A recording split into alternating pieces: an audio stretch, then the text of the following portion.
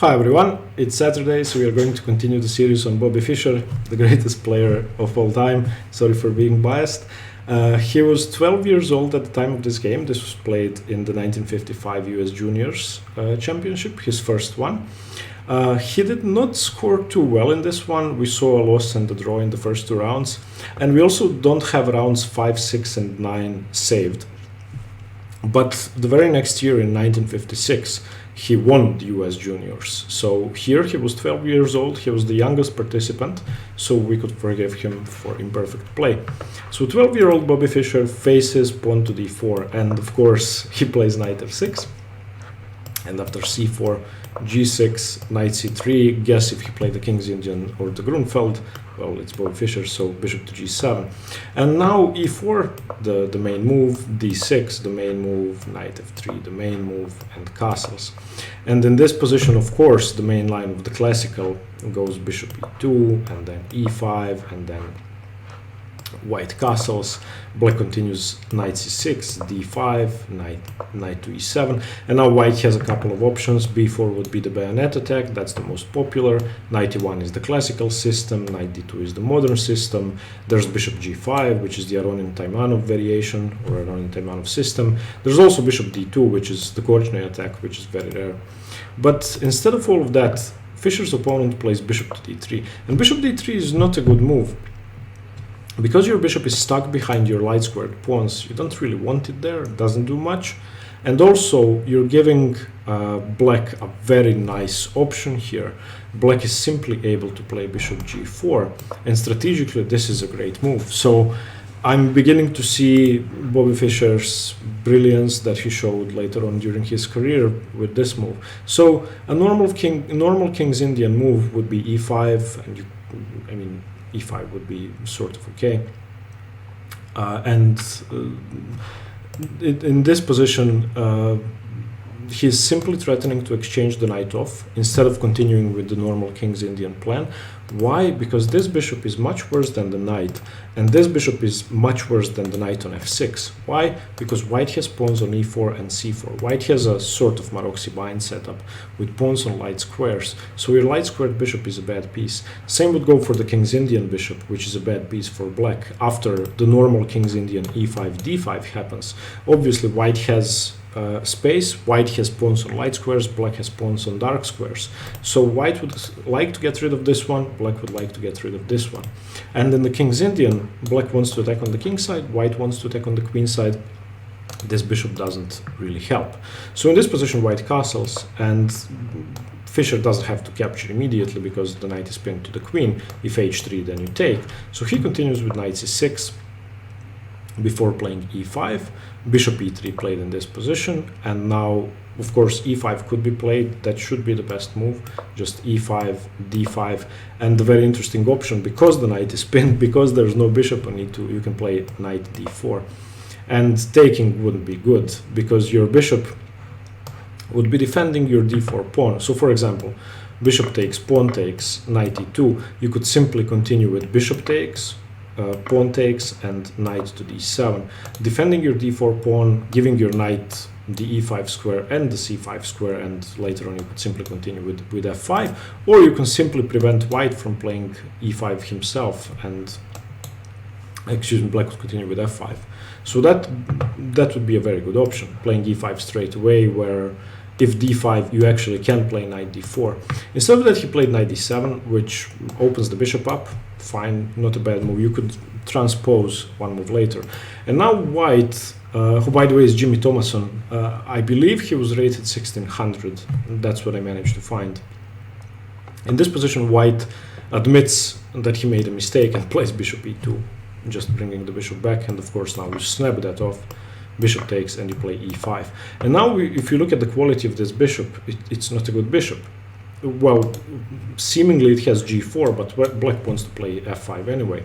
So this bishop has no future, especially after d5. Now white wants to get rid of that bishop even more. Knight e7, which is a move black wants to play anyway, and now the normal King's Indian f5 is possible. Again, instead of knight e7, Fischer could have played knight d4, which may be hard to play since you know that you will have a weakness on d4, but after the critical variation bishop takes, pawn takes, and knight to e2, your pawn is defended, and you can play queen f6 to defend it again, and this pawn is not easy to capture. So again, I didn't analyze the game with an engine. I'm going to do that at the end of the video, but I think this pawn is really a nuisance in the white position, and that white cannot get rid of it easily. For example, rook c1 preparing c5. You just continue with rook fe8, stopping e5. Let's say rook to e1, and now either knight c5 or knight e5. I believe both should be good. If knight e5, then I think knight g3 is okay, or even knight takes pawn. So if knight e5, excuse me, knight takes pawn and knight takes, and queen b2 shouldn't be a big issue because you have rook b1. And here, I'm not really sure. Probably white is okay. Black's bishop is a monster, and black is a pawn up and has a passed pawn on a7, but I don't think it's a winning advantage. So knight d4 was interesting. Knight e7 played, which is good. Okay, bishop e2. In anticipation of f5, which happened, white moved the bishop, which is okay, and now he should have continued with f3, which is sort of a normal King's Indian way to slow black's attack down. Still, you're stuck with this bishop, which is bad, but at least you're not getting crushed. So f4 would have been the normal King's Indian continuation, bishop f2 and g5, but I don't think black has enough. White is already prepared to strike on the queen side. So this is a normal King's Indian double-edged position where both sides are trying to, well, win on one side of the board.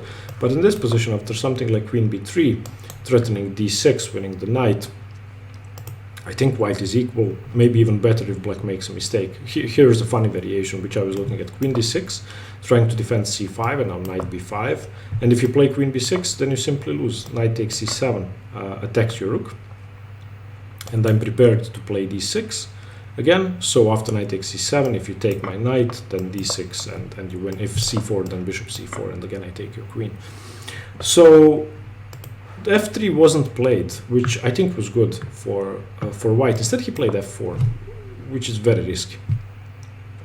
Here Fischer could have played fe straight away, I think, even though it gives up the e4 square and gives the white knight the e4 square. I think since black gets the f5 square and the tempo on the bishop, he should be more than fine. So for example, e takes f4, bishop takes f4, you can continue with bishop b2, grab a pawn if you want to trade, because the rook doesn't have time to capture on b7. So here bishop b2, rook b1, bishop d4 check, king h1, and bishop b6.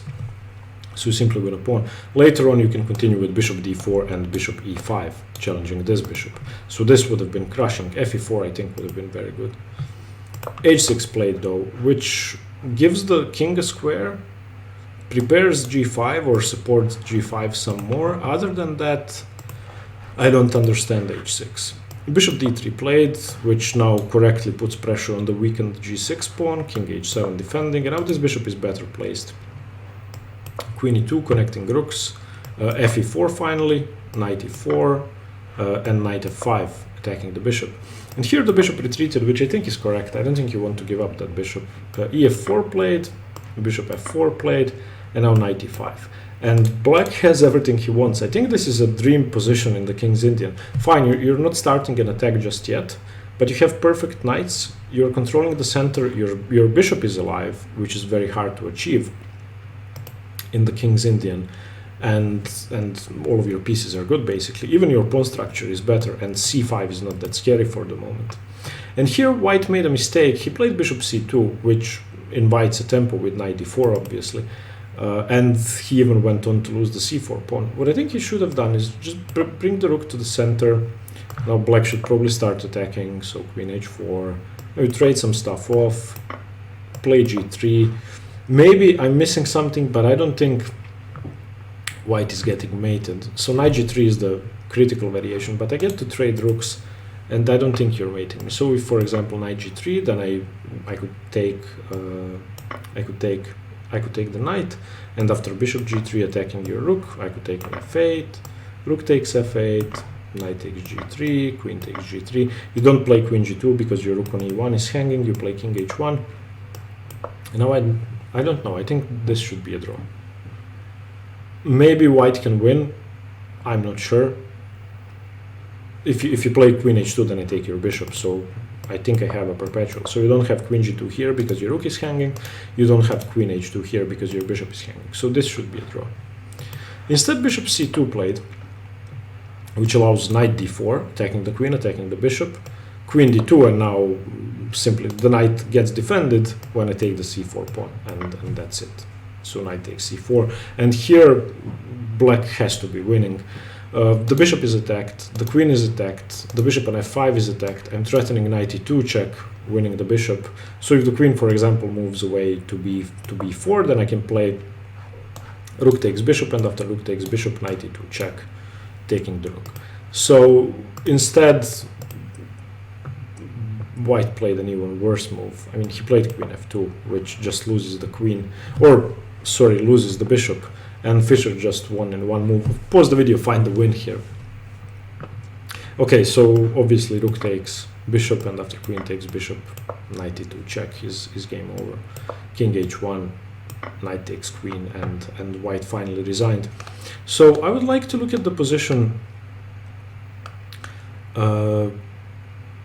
after f5. I think it gets interesting here.